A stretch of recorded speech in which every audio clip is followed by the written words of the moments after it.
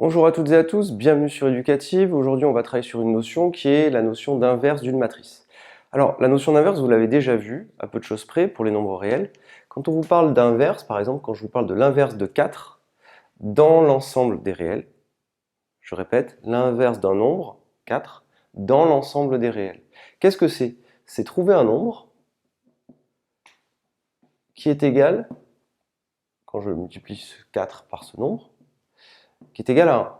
En réalité, le nombre qui est ici, vous le savez, c'est 1 quart. Donc vous voyez bien que 1 quart, c'est l'inverse de 4 dans l'ensemble des réels. Ah, mais attention, comme dans l'ensemble des réels, le produit est commutatif, c'est-à-dire que 4 fois 1 quart ou 1 quart fois 4, c'est la même chose, on peut quand même dire la chose suivante, qui est ici évidente.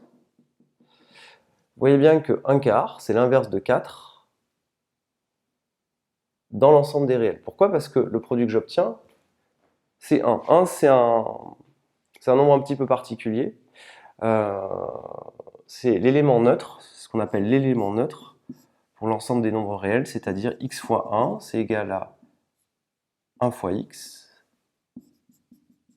et c'est égal à x. Donc vous voyez bien que ce 1 là, c'est le seul nombre dans l'ensemble des réels qui, multiplié par un autre nombre, donne le nombre initial. Et 1, en fait, on appelle ça l'élément neutre dans l'ensemble des réels, pour la loi multipliée, parce qu'on travaille avec la loi multiplicative des réels. Alors ça, c'est un peu hors du programme, c'était juste pour comprendre un petit peu ce qu'était la notion d'inverse pour les nombres réels.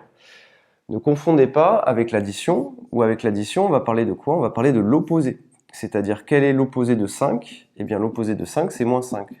Et moins 5 plus 5, ça fait bien 0. Et 0, c'est ce qu'on appelle l'élément neutre pour la loi additive. C'est-à-dire, x plus 0, c'est égal à 0 plus x, et c'est égal à x. Vous voyez, c'est un petit peu le même système que tout à l'heure, sauf que c'est pour maintenant le plus. D'accord?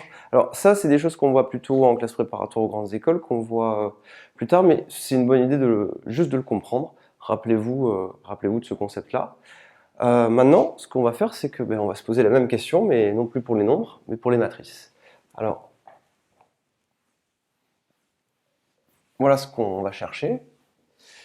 Alors ça, ce sont des choses qu'en terminale, on ne verra pas forcément, ce que je vous ai dit précédemment, mais par contre, si je vous donne A et B de matrices, imaginons que on ait AB qui soit égal à BA et que ce soit égal à I étant la matrice identité. Je vous rappelle que cette matrice identité, c'est une matrice qui vérifie ça. Pour n'importe quelle matrice A fois I, c'est égal à I fois A, et c'est égal à A. Donc vous voyez bien que ça ressemble un petit peu à ce que je vous ai expliqué tout à l'heure avec le produit, l'élément neutre qui valait 1 pour la multiplication dans les réels. Ça y ressemble un petit peu. Cependant, j'ai bien insisté, j'ai bien écrit ça, parce que dans l'ensemble des matrices, A fois B n'est pas forcément égal à B fois A. Donc ici, ce qu'on va chercher, c'est, on va chercher une matrice B, d'accord? On va chercher une matrice B qui vérifiera A fois B égale B fois A, premièrement, et que A fois B égale B fois A soit égal à I. Dans ce cas-là, on dira, si ça c'est vérifié, si tout ça est vérifié, on pourra dire que B est l'inverse de A. D'accord? Alors que dans les nombres, on ne le faisait pas, dans l'ensemble des nombres réels, on ne le faisait pas parce que la multiplication était commutative automatiquement. Et donc, 2 fois 4, c'est égal à 4 fois 2, il n'y avait jamais de problème à se poser. 4 fois 1 quart, ça faisait 1 quart fois 4, la question ne se posait pas. Ici, A fois B n'est pas forcément égal à B fois A. Donc, ce qu'on va chercher, quand on cherche l'inverse d'une matrice A qui est donnée, eh bien, on cherche une matrice B qui vérifie A fois B égale B fois A, qui est égale à I.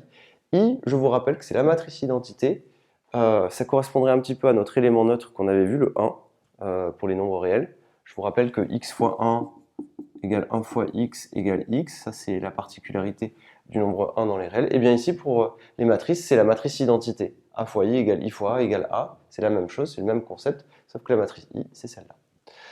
Et dans ce cas-là, b est l'inverse de a, et attention, b est alors noté si elle existe, eh bien on la notera A avec un exposant -1. Ça, c'est l'inverse de A si cette matrice A, si cette inverse existe. Voilà. Donc, dans les exercices, qu'est-ce qui vous arrivera? La plupart du temps, on vous dira, est-ce que cette matrice est l'inverse de celle-là? Eh bien, vous faites le produit, vous faites A fois B et B fois A. Si vous obtenez I, c'est bon. La matrice qu'on vous a donnée est l'inverse de la matrice qui est donnée. Voilà, je vous remercie et à très bientôt sur Éducative. N'oubliez pas de vous abonner, on sort tout le temps des nouvelles vidéos qui pourraient vous intéresser. À très bientôt, merci.